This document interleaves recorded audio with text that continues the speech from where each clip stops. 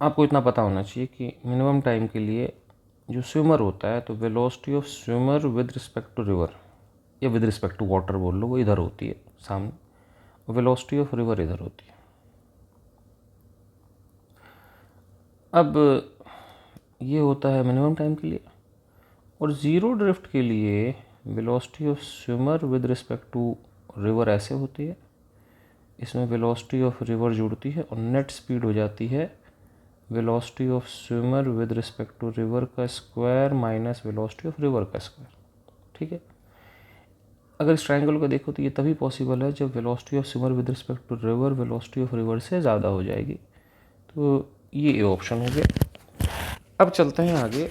तो अब बच गया C D option. C D option में बोला कि अगर नदी की चौड़ाई 3√2 किलोमीटर है तो यहाँ पर टाइम लगेगा भाई, नदी की चौड़ाई है ना, मतलब y का डिस्प्लेसमेंट डिवाइड बाई y की वेलोसिटी, ये 60 मिनट है तो 1 घंटा हो गया।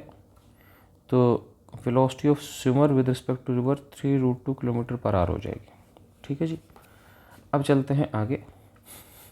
अब दूसरे केस में देखते हैं। इस केस में जो टाइम है वो 3 घंटे है, तो वो होगा 3√2 डिवाइड बाय ये सारा तामझाम। तो ये सारा तामझाम कितना हो जाएगा, VSR का स्क्वायर। तो VSR आपके पास 3√2 हो गया, तो VSR का स्क्वायर हो गया 18 माइनस VR का स्क्वायर। ठीक है, तो यहाँ से मेरे पास कितना आ गया, 18 माइनस VR स्क्वायर, 3 से 3 कट गया, √2 का स्क्वायर 2 आ जाएगा, तो VR का स्क्वायर 16 आ गया, या फिर VR आपके पास 4 आ गया। ठीक है, सही है। अगला क्वेश्चन क्या कह रहा है कि अगर, अब डी पार्ट देखते हैं, कह रहा है कि अगर वो 60√2 मिनट में क्रॉस करता है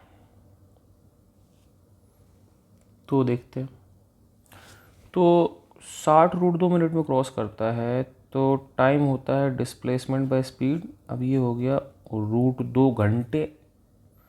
अब y का डिस्प्लेसमेंट तो 3√2 ही होगा, यानी कि जो y की वेलोसिटी होगी वो आपके पास कितनी होगी, 3 किलोमीटर पर आवर।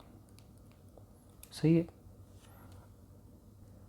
अब ये सोचना है कि रिवर की वेलोसिटी का तो कोई कंपोनेंट y में होता नहीं है, तो इसका मतलब कि जो भी होगा वो स्विमर की होगा वेलोसिटी का। तो ये 3√2 है, तो इसका मतलब ये एंगल 45 होना चाहिए ताकि इधर वेलोसिटी हो जाए 3 किलोमीटर पर आवर।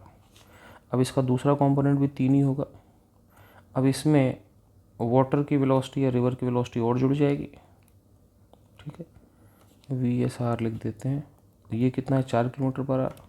तो इसकी जो x में टोटल वेलोसिटी बनेगी वो 1 किलोमीटर पर आवर बनेगी। ठीक है, अब कह रहा है कि उसका ड्रिफ्ट कितना होगा, तो उसका ड्रिफ्ट सिंपल है। ड्रिफ्ट क्या होगा, x की वेलोसिटी इंटू टाइम, तो x की वेलोसिटी 1 हो जाएगी।